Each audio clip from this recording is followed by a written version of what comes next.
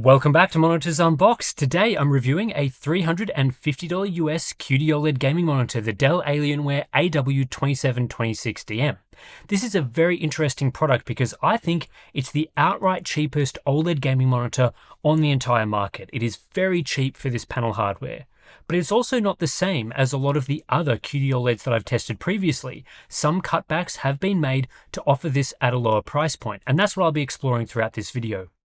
On the surface, there's tons to like about the AW2726DM's hardware.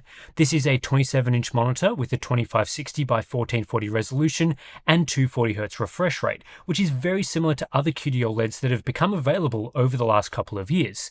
It supports adaptive sync technology, 99% coverage of DCI-P3, and it has fast rated response times. But a couple of things do stand out about the spec sheet. Firstly, there's no VESA display HDR certification. Pretty much every other QD-OLED has at least display HDR True Black 400 certification, but not this one, though it does still support HDR. So that's a bit curious. Then there's the brightness spec listed at just 200 nits. That's a bit lower than the usual 250 nits we see from QD-OLED monitors. So let's kick off the testing with a look at SDR Brightness. After calibration, my unit produced just 189 nits of brightness, which is slightly under what Dell advertised, but still within a typical margin. When they say this is a 200 nit monitor with lower brightness than other QD-OLEDs, well, they kind of mean it. Other 240Hz panels I've tested, or even the 280Hz panel used in the Alienware AW2725D, produce around 250 nits of brightness in the SDR mode. So this new lower cost model is 20% dimmer, with performance most similar to the very first 1440p OLEDs for gaming, like the LG 27GR95QE with its first gen WOLED panel. The best SDR brightness you can get from an OLED monitor panel today is with tandem WOLED like the Gigabyte MO27Q28GR, but those monitors start at $600 US, which is nearly twice the price of this Dell variant. A less favorable comparison though is to entry-level LCDs like the MSI 275QF and ASRock PG27QFT2A. It's pretty common to see those IPS panels start at 350 to 400 nits of brightness, which is noticeably higher than what this Alienware QD-OLED can achieve. The big question is whether 189 nits of brightness is sufficient. If you mostly use your display in a moderately lit indoor room, it should be fine for most people on max brightness. But there are some that love their screen pumping out brightness even in moderate conditions, in which case the AW2726DM will be a bit lackluster. In brighter rooms, like if you have a huge window nearby with the sun pouring in, less than 200 nits is really not going to cut it, making SDR brightness a potential problem depending on the situation. Minimum brightness though is quite normal at 30 nits, so the lower end of the brightness range is the same as other QD-OLED options. The display also uses a uniform brightness configuration by default with no setting to disable it. While brightness is not amazing, the screen has decent factory SDR performance in grayscale. Color temperature is basically perfect, gamma is decent, and the delta E average is low, so this aspect of performance is nice and accurate. However, Dell give users the full color gamut in the SDR mode, so normal sRGB or Rec 709 content is expanded to fill this gamut and oversaturated. This causes some reddening of skin tones that you might notice watching YouTube videos, but this isn't unique to this specific monitor. Most QD-OLEDs operate this way out of the box. What Dell have cut out of the AW2726DM is the sRGB mode.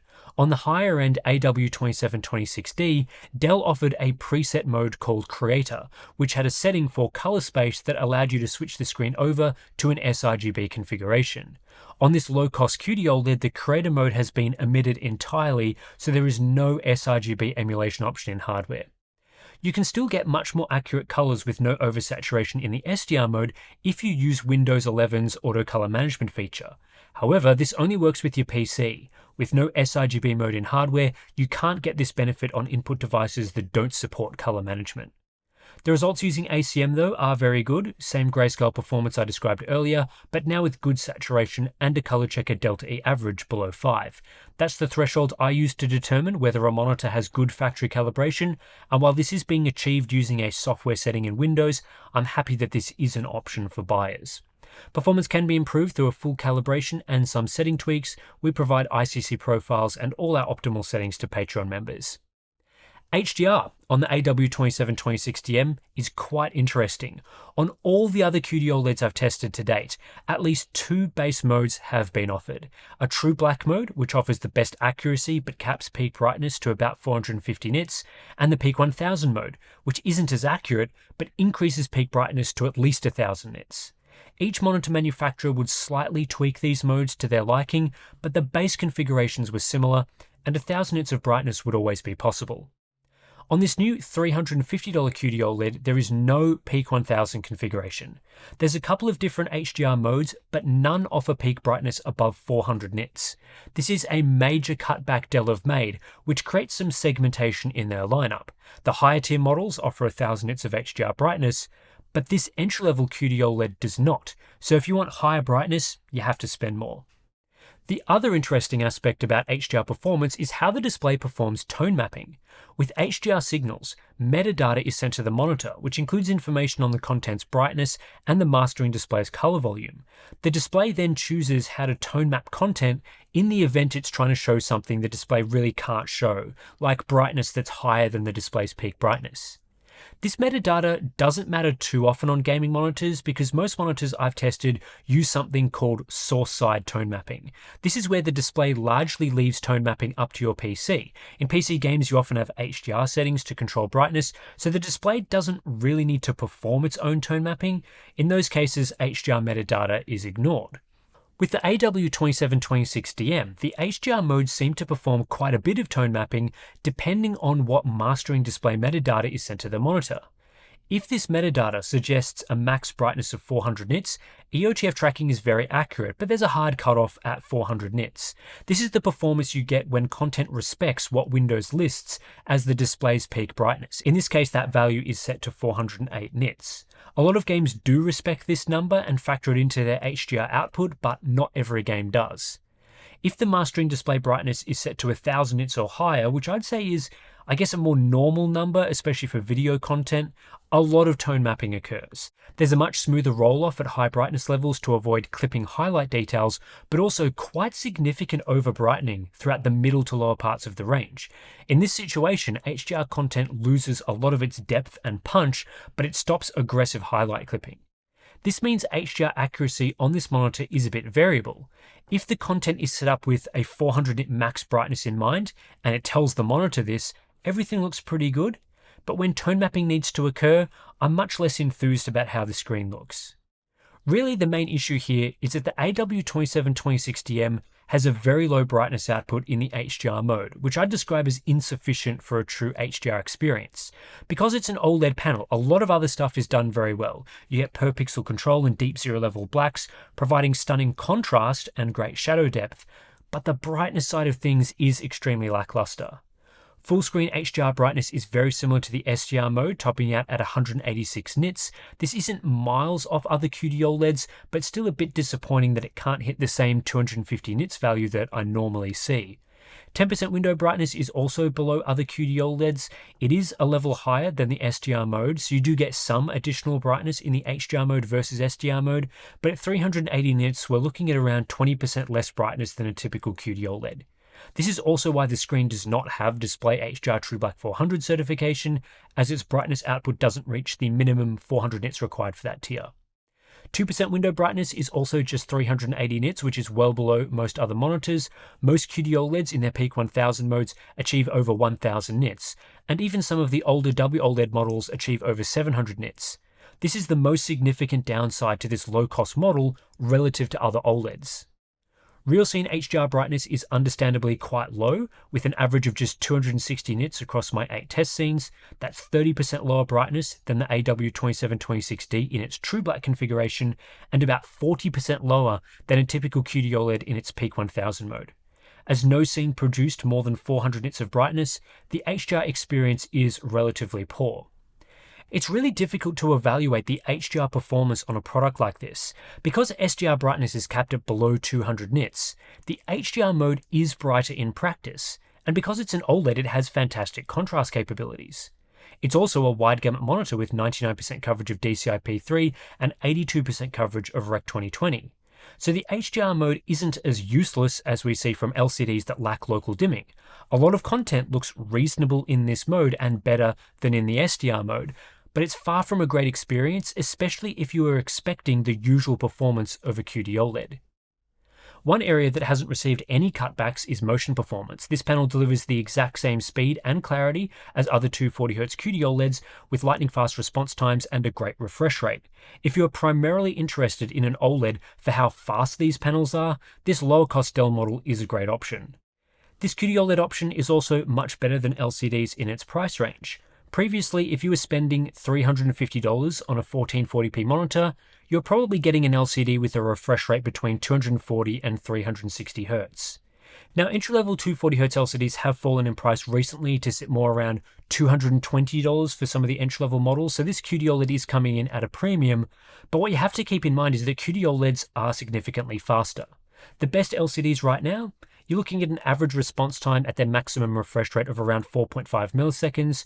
OLEDs sit below 0.3 milliseconds, and this gives them a 1.5 times clarity advantage at the same refresh rate as an LCD. So best versus best, a 240Hz OLED is roughly equivalent to a 360Hz LCD, except OLEDs give you that clarity while only running games at 240 FPS, not 360 FPS. Another thing you don't have to worry about with an OLED is response time performance changing at lower refresh rates. This technology is very consistent whether you're gaming at 240Hz, 120Hz, or 60Hz. LCDs typically get slower. Their overall average response time increases, as you can see in this chart, and there's potential issues like overshoot and inverse ghosting at certain refresh rates. OLEDs have none of those problems, and comparing an OLED to an LCD at the same refresh rate, the OLED always delivers better clarity. Cumulative deviation measures the balance between speed and overshoot, giving us an idea of overall motion performance. OLEDs are an order of magnitude better in this metric. If you're not overly interested in HDR performance, the AW2726DM is a fantastic choice for competitive gaming. I also found this screen to have low input lag. It has a processing delay below 1 milliseconds, a decent 240Hz refresh rate, and very fast response times, so it updates faster than 240Hz LCDs. Higher refresh rate versions of this QD-OLED panel are faster again, but if you're looking for something with high levels of responsiveness, this is a brilliant choice. Outside of the cutbacks to brightness, this is essentially the same QD-OLED panel as all the others I've tested. This means it still uses the triangle RGB subpixel layout, which results in a bit of pink-green fringing around text. It doesn't look too bad, but text quality is not as good as 27-inch 1440p LCDs. The screen coating is also the same glossy finish that we've seen across many QD-OLEDs. It has great clarity and looks very nice in darker rooms, but has a tendency to reflect ambient light in brighter rooms. This can hurt black levels, making them look grey or slightly purplish in certain situations. I personally think this is one of the biggest flaws with QD-OLED monitors. Power consumption is slightly lower than other OLED monitors I've tested, which I think is a reflection of its slightly lower brightness, as I run all tests at 200 nits and this monitor can't quite hit that level of brightness. When gaming, power usage is pretty similar to LCD models, so it shouldn't be an issue. Port selection, extremely basic on this monitor, which is another area Dell have cut back on to save costs.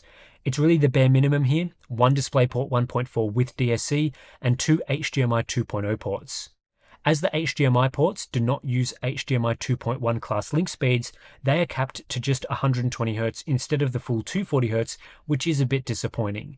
But again, it's a cost-cutting measure. There's no USB ports, which means no firmware updates, and no audio interfaces either.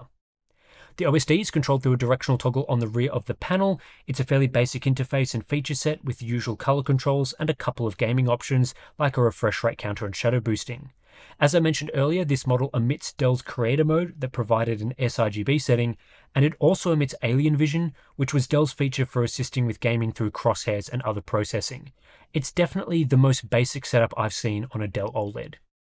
What's also very basic are the OLED care controls.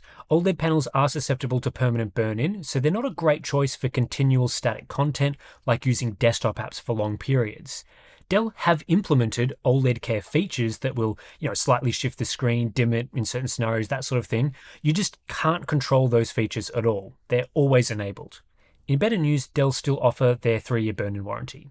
The design is the last area that has clearly been cut back for cost reasons compared to their other recent Alienware monitors. This is a very basic design with simple black plastic used for most outer surfaces. There's a flat plastic square for the stand base, a functional plastic stand pillar, and a simple rear with a central box housing the internals. It does give you the thin OLED panel experience, but it's not as sleek as some of Dell's more premium Alienware OLEDs, which have excellent build quality. Despite being a cheaper, more basic design, it retains good functionality with a height adjustable stand. It also supports tilt and pivot adjustment. Sometimes on entry-level products we see the stand cut way back to a fixed height unit, but not on this occasion, which is good to see. Overall, the Dell Alienware AW2726DM is a really interesting QD-OLED gaming monitor. It's the cheapest on the market at just $350 US, but that does mean multiple cutbacks compared to other 240Hz OLEDs that we've tested over the last couple of years. This screen doesn't get as bright as the other models in both the SDR and HDR modes. Some features have been omitted, like the sRGB mode, and the port selection is extremely basic.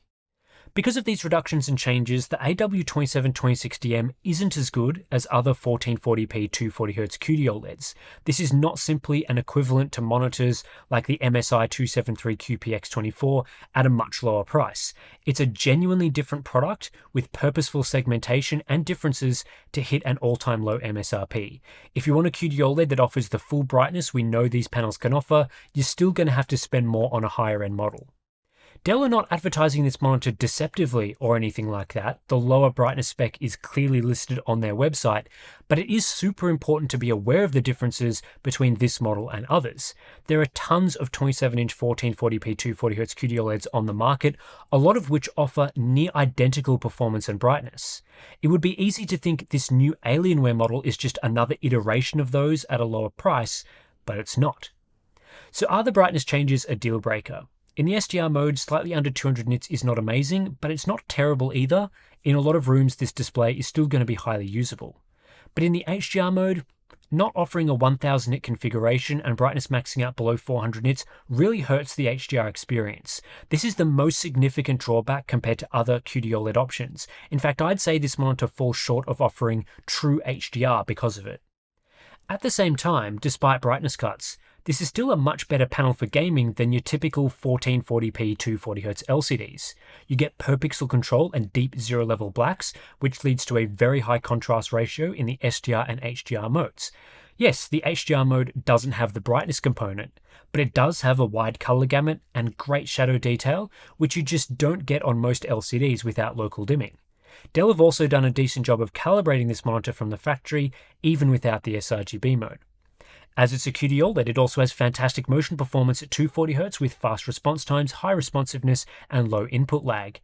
You need a pretty high refresh rate LCD to match what this OLED can do, so if you prioritize clarity and speed, you play a lot of fast-paced games, this is going to be a great choice.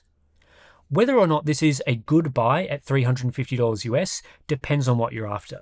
If you wanted an OLED monitor for HDR gaming, I'd give this one a miss. True HDR QD-OLEDs are available for $500, which is a sizable amount more, but they do occasionally go on sale for closer to $400. I'd just wait for those sales. Alternatively, there are some decent 1440p mini LED LCDs with local dimming that provide a great HDR experience, though without the speed an OLED provides. If you're content with SDR gaming, if you want the excellent speed of an OLED, or if you are fine with compromised HDR, this is a great buy. LCDs that are normally found in this price range simply can't compete with the motion clarity, black levels, or contrast that this QD-OLED offers. It just looks better than the 240Hz IPS LCDs that I've used, despite all the cutbacks. So even though this may not be the full QD-OLED experience, it's one of the best monitors in this price range. And just in general, I'm really happy to see OLEDs get even cheaper. I think this is a great technology for gaming monitors, and a $350 option is the most accessible one yet. So kudos to Dell for offering QD-OLED to even more gamers than ever before. So anyway, that's it for this review. If you are interested in purchasing this monitor and found this review useful, we do have links to buy it down in the description below, along with several other options that we talked about throughout this review. So you can compare it, in terms of pricing and that sort of thing if you are interested.